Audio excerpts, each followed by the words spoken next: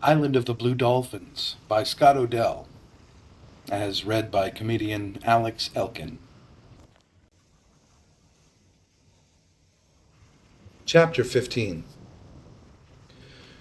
There had been wild dogs on the island of the Blue Dolphins as long as I remember.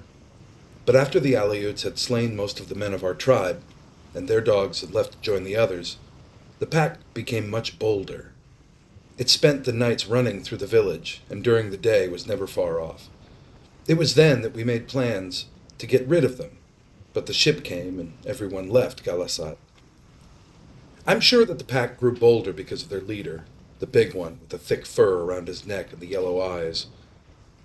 I'd never seen this dog before the Aleuts came, and no one else had, so he must have come with them and been left behind when they sailed away. He was a much larger dog than any of ours, which besides have short hair and brown eyes. I was sure that he was an Aleut dog. Already I had killed 5 of the pack, but there were many left, more than in the beginning, for some had been born in the meantime. The young dogs were even wilder than the old ones. Alex Elkin. I first went to the hill near the cave when the pack was away and collected armloads of brush, which I placed near the mouth of their lair. Then I waited until the pack was in the cave. It went there early in the morning to sleep after it had spent the night prowling. I took with me the big bow and 5 arrows and 2 of the spears. I went quietly, circling around the mouth of the cave and the camp, up to it, from the side. There I left all of my weapons, except 1 spear. I set fire to the brush and pushed it into the cave. If the wild dogs heard me, there was no sound from them. Nearby was a ledge of rock which I climbed, taking my weapons with me. The fire burned high. Some of the smoke trailed out over the hill, but much of it stayed in the cave. Soon the pack would have to leave. I did not hope to kill more than 5 of them because I only had that many arrows, but if the leader was one of the 5, I would be satisfied. It might be wiser if I waited and saved all my arrows for him, and this I decided to do. None of the dogs appeared before the fire died. Then 3 ran out and away. 7 more followed, and a long time afterwards, a like number. There were many more still left in the cave. The leader came next. Unlike the others, he did not run away. He jumped over the ashes and stood at the mouth of the cave, sniffing the air. I was so close to him that I could see his nose quivering, but he did not see me until I raised my bow. Fortunately, I did not frighten him. He stood facing me, his front legs spread as if he were ready to spring, his yellow eyes narrowed to slits. The arrow struck him in the chest. He turned away from me, took 1 step, and fell. I sent another arrow toward him, which went wide. At this time, 3 more dogs trotted out of the cave. I used the last of my arrows and killed 2 of them. Carrying both of the spears, I climbed down from the ledge and went through the brush to the place where the leader had fallen. He was not there. While I had been shooting at the other dogs, he had gone. He could not have gone far because of his wound, but though I looked everywhere around the ledge where I had been standing and in front of the cave, I did not find him. I waited for a long time and then went inside the cave. It was deep, but I could see clearly. Far back in a corner was the half-eaten carcass of a fox. Beside it was a black dog with 4 gray pups. One of the pups came slowly toward me, a round ball of fur that I could have held in my hand. I wanted to hold it, but the mother leaped to her feet and bared her teeth. I raised my spear as I backed out of the cave, yet I did not use it. The wounded leader was not there. Night was coming, and I left the cave, going along the foot of the hill that led to the cliff. I had not gone far on this trail that the wild dogs used when I saw the broken shaft of an arrow. It had been gnawed off near the tip, and I knew it was from the arrow which I had wounded the leader. Farther on, I saw his tracks in the dust. They were uneven, as if he were traveling slowly. I followed them toward the cliff, but finally lost them in the darkness. The next day, and the next, it rained, and I did not go out to look for him.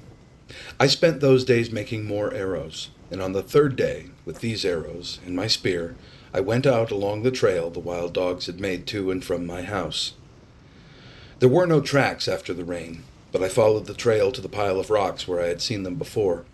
On the far side of the rocks I found the big gray dog. He had the broken arrow in his chest, and he was lying with one of his legs under him. He was about 10 paces from me, so I could see him clearly. I was sure that he was dead, but I lifted the spear and took a good aim at him. Just as I was about to throw the spear, he raised his head a little from the earth and let it drop. This surprised me greatly, and I stood there for a while not knowing what to do, whether to use the spear or my bow. I was used to animals playing dead until they suddenly turned on you or ran away. The spear was the better of the two weapons at this distance, but I could not use it as well as the other, so I climbed onto the rocks where I could see him if he ran. I placed my feet carefully. I had a second arrow ready should I need it. I fitted an arrow and pulled back the string, aiming at his head. Why I did not send the arrow, I cannot say. I stood on the rock with the bow pulled back, and my hand would not let it go. The big dog lay there and did not move, and this may be the reason. If he had gotten up, I would have killed him. I stood there for a long time looking down at him, and then I climbed off the rocks. He did not move when I went up to him, nor could I see him breathing until I was very close. The head of the arrow was in his chest, and the broken shaft was covered with blood. The thick fur around his neck was matted from the rain. I do not think he knew I was picking him up, for his body was limp, as if he were dead. He was very heavy, and the only way I could lift him was by kneeling and putting his legs around my shoulders. In this manner, stopping to rest when I was tired, carried him to the headland. I could not get through the opening under the fence, so I cut the bindings and lifted out 2 of the whale ribs and thus took him into the house. He did not look at me or raise his head when I laid him on the floor, but his mouth was open and he was breathing. The arrow had a small point, which was fortunate and came out easily, though it had gone deep.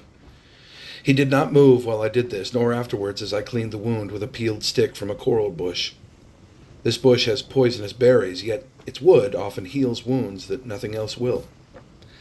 I had not gathered food for many days, and the baskets were empty, so I left water for the dog, and, after mending the fence, went down to the sea. I had no thought that he would live, and I did not care. All day I was among the rocks gathering shellfish, and only once did I think of the wounded dog, my enemy, lying there in my house, and then to wonder why I had not killed him.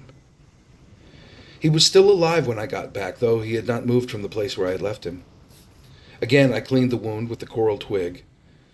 I then lifted his head and put water in his mouth, which he swallowed. This was the first time that he looked at me since the time I had found him on the trail. His eyes were sunken, and they looked out at me from far back in his head. Before I went to sleep, I gave him more water. In the morning, I left food for him when I went down to the sea, and when I came home, he had eaten it. He was lying in the corner watching me. While I made a fire and cooked my supper, he watched me. His yellow eyes followed me wherever I moved. That night I slept on the rock, for I was afraid of him, and at dawn, as I went out, I left the hole under the fence open so he could go. But he was there when I got back, lying in the sun with his head on his paws. I had speared 2 fish, which I cooked for my supper. Since he was very thin, I gave him one of them, and after he had eaten it, he came over and lay down by the fire, watching me with his yellow eyes that were very narrow and slanted up at the corners.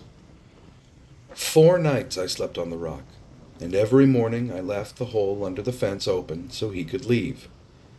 Each day I speared a fish for him, and when I got home, he was always at the fence waiting for it. He would not take the fish from me, so I had to put it on the ground. Once I held out my hand to him, but at this he backed away and showed his teeth. On the 4th day, when I came back from the rocks early, he was not there at the fence waiting. A strange feeling came over me. Always before when I returned, I had hoped that he would be gone, but now as I crawled under the fence, I did not feel the same.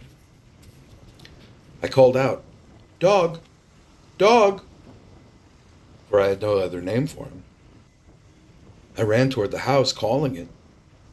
He was inside. He was just getting to his feet, stretching himself and yawning. He looked first at the fish I carried, and then at me, and moved his tail. That night, I stayed in the house. Before I fell asleep, I thought of a name for him, for I could not call him Dog. The name I thought of was Rontu, which means in our language, fox eyes. End of chapter 15.